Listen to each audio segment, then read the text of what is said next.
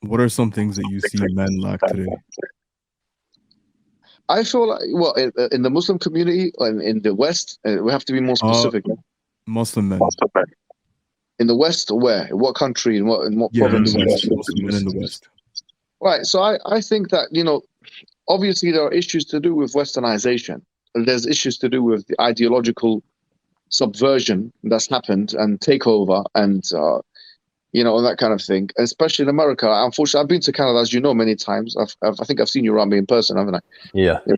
Yes, that's right. So I've been to Canada many times. I've been to America many times, and I differentiate. There's parts of America like Philadelphia, like New York, where people, especially the black community, because a lot of them are already used to being against the dominant community, being mavericks in that sense, in regards to civil rights and so on, that don't really have a problem with the rules of Islam. But unfortunately, especially within subcontinental and Arab Muslims, a lot of them there's a tendency to try and bow the knee to the dominant culture, and I think that is one of the biggest problems. As a result of it, we're seeing more egalitarian discourse. We're seeing more divorce. Statistically, American Muslims are almost on par in divorce rates with the dominant population. And the reason why that is because they are unable to have stable families because they no longer believe in hierarchies. They no longer believe that a man should be the man of the house and they should have the final say on a managerial capacity. As a result of that, what we're seeing is the disintegration of family, destabilizing of such families, and we're seeing divorce, and we are just becoming part of the fabric. It actually angers me to see that we are letting this kind of narrative take place. And because what it is, I feel like, especially in Western discourses, you have like the right wing are very much anti-Muslim in sentiment, many of them, not all of them, but many of them are anti-Muslim in sentiment. But the left wing can be very much anti-Islam. But the way in which they will try and influence Muslims is through micro-liberalism, micro-feminism. This kind of an approach where it's a so-called tolerant approach, which is actually a very subversive approach. But unfortunately, the naive amongst us and the weakest amongst us will fall prey to this kind of thing.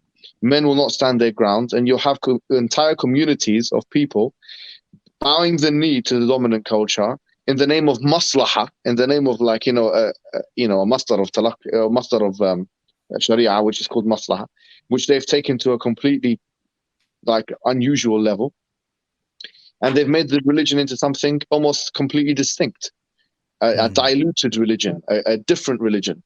And so I think this is one of the biggest problems because they have allowed the Western narratives, Enlightenment narratives, to define gender roles, especially, but not limited to the feminist, second wave feministic discourse. Men have now they're rendered impotent in the family environment to be able to put their foot down, and they can't even do the basics in telling their daughters, this is wrong to wear this, or this is don't flirt with this guy, don't have these extramarital relationships. So what we're seeing is the emasculation of men wholesale in the Muslim community. This is less so the case, I think, in Britain, but because British Muslims are working class, a lot of this is a correlative thing. It's not necessarily causative, but many of the communities, which Muslim communities in the West, which opt to this kind of narrative, are middle class Muslims. And the reason why, or middle class meaning, I think you guys call it something else, upper class or something in America, but middle class are the higher echelons, people of higher socioeconomic order, because it's in their interest to stay with the egalitarian line, not the complementarian traditionalist line. Because if they go against the egalitarian line, it will have severe consequences in their work environment and they will lose money. So a lot of people are just because they know if they speak in a manner which goes against the man or the establishment or the dominant ideology, that they may be demoted or otherwise fired or otherwise not being given the opportunities that others have. They tend towards a version of, if I want to call it that, diluted amalgam synthetic religion. Really, that's what it is, which is a new religion that they've concocted, which is Islamo-liberalism of the American kind.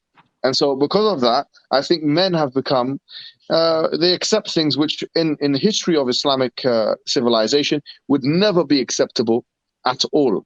And so the only way unfortunately, is that this can really be. There's two ways. Either theoretically, the people will through da'wah accept either call back to Islam and to come back to the Kitab and the Sunnah, or that it has to be experiential, because when all else fails, life it teaches the best lessons.